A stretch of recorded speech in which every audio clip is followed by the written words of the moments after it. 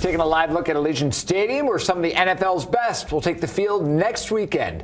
The Pro Bowl is returning to Las Vegas, this time with a revamped flag football format. Kickoff is set for noon Sunday, February 5th.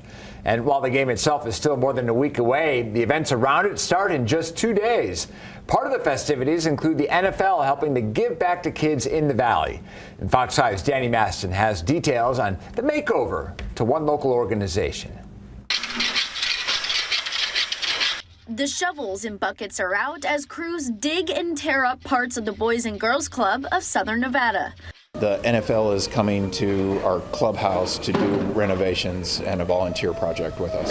The NFL giving $100,000 to this Boys and Girls Club located in Henderson. It is all part of the 2023 NFL Pro Bowl host committee and their efforts to give back to the youth. They love it, right? It's it's the reward, right, for the behavior that they give us in the clubhouse every day. The clubhouse getting a makeover in the gym, art room, and backyard.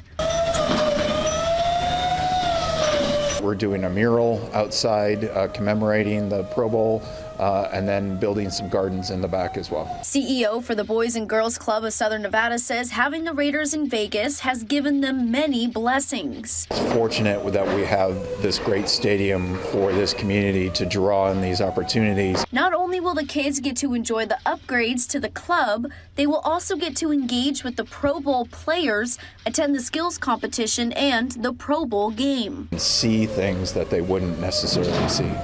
In Henderson, I'm Danny Maston, Fox 5 News, local, Las Vegas.